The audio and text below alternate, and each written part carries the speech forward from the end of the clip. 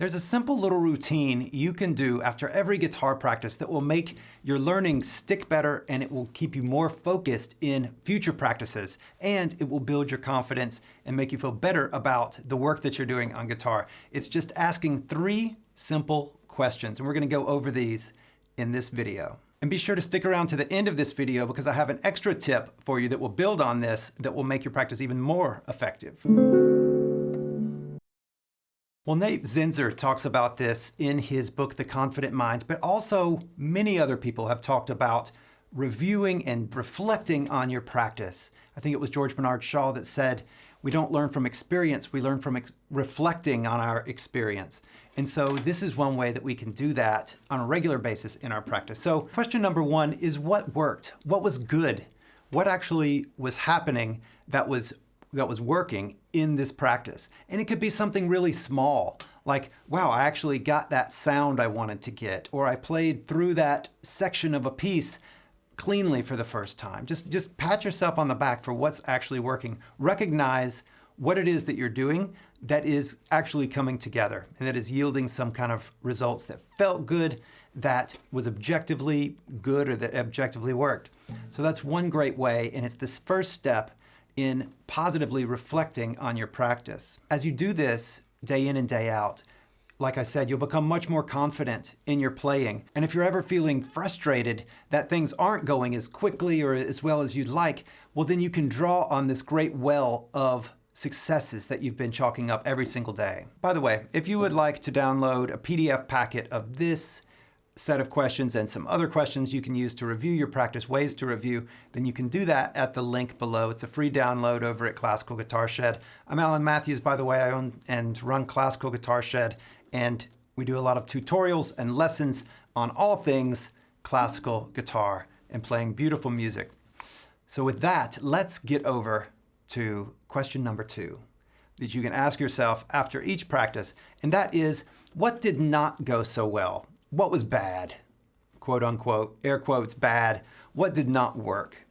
And so by asking this, then you can acknowledge that you're still learning, because when we make mistakes, when we fail, then that's how we learn, and we need to do that. And if we aren't failing in our practice, then we're not actually learning anything. So we really need to be pushing ourselves to the point where we actually do mess up or we do miss things. But we need to acknowledge that and say, okay, that did not work. So then we can take that knowledge forward into our next practice. And here it's really important to be objective, to be kind to ourselves, to be compassionate. It's definitely not okay just to say blankets, you suck, or you'll never get it, and all this kind of stuff. Not useful at all. That doesn't do anybody any good, and it doesn't feel good. And so instead, really be specific about what didn't work. In that piece, I was trying to shift up to that chord and it wasn't working for me. I need to work that out sometime. So that did not work. I tried to play my pieces at the beginning when I wasn't warmed up yet, and I didn't play them very well. That didn't work, so I should probably warm up next time. Whatever it happens to be. And question number 3 is, what can I improve upon next time? What can I do next time to actually use these things that I've just learned going forward? And this is where we can really be specific as well. So specificity in all things, right? So it could be that we'll improve on, I can build on the successes that I was doing. For instance, like we talked about, I played that section really well. I'm going to continue to practice like I did to get that section to that point. I'm going to actually use those practice techniques in this other section. So you're using both the good and the bad feedback for yourselves in saying, what can I improve upon next time? How can I go forward? This is a very brief strategy session so that whenever you sit down and pick up your guitar tomorrow, you'll have some specific things that you can build on yesterday. So if you'd like to, you can actually write this down.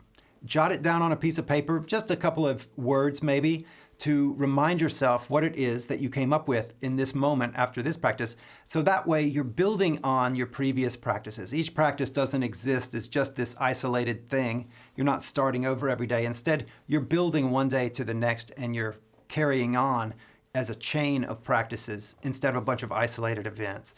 So jotting it down is a great way to do it. If you use a practice notebook or even just a little scrap of paper, the old coffee receipt or something from your pocket and just throw it where you're going to see it. Anything will work. Well, I told you I'd have an extra little tip for you here at the end of this video, and here it is that you can do a mini version of this reflection very quickly. I'm talking about a couple of seconds quick, very quick, after each little practice area. So let's say that you've just practiced your scales for 5 minutes or for 3 minutes or 2, whatever it happens to be. And before you move on to some other aspect of your practice, you can do this very quickly. What worked on this scale practice? What didn't work on this scale practice? What can I improve on next time? Just very quickly make a mental note of what's going on with that small little section of your practice. Very brief. This is called interstitial reviews, and it's just a very quick little review in the middle of your practice, and you can just sprinkle these through wherever it is. Just take a second. One thing that might be helpful is to take both hands off the guitar and maybe do something special with them, like clap them together or something, and look at your good neck or something like that, so that you can just remember to make a routine out of it. And that will help you at each way. It will also lock in what it is that you just learned. You'll be more likely to get the benefits from and the improvement from what you just did if you just take just a few seconds and reflect on it. So those are the 3 questions. What worked? What didn't work? And what can I improve on next time? Super simple. It sounds super obvious when I just say it like this, but unless we actually remember to ask ourselves and reflect on this at the end of a practice, it won't happen. And so then we'll just finish the practice and we won't reflect on it. And reflecting on it doesn't take long, and it is hugely powerful to help us in our guitar learnings. Well, again, if you would like to download a PDF of this set of questions and some other questions you can use to review your practice, you can do that down at the link below. This way of reflecting on your practice, this is a practice strategy. It's something that we can do to make our practices more effective. There are many, many others, all the way from how we approach our technique, which is how we hold the instrument, how we touch the strings, and how we move our hands and our muscles, how we learn pieces, how we practice, how we solve problems, how we troubleshoot the tricky spots, what we do in the practice, the order in which we practice, the time of day. All these things go into strategy that we're practicing. We can see better results. We can enjoy more improvement, and that's motivating, and it feels good. It's part of the fun of playing the guitar, is solving these problems and getting pieces up to where we feel good about them. So I love this topic, and I hope that you do too. All the best in your practice, and I hope to see you soon. Bye-bye.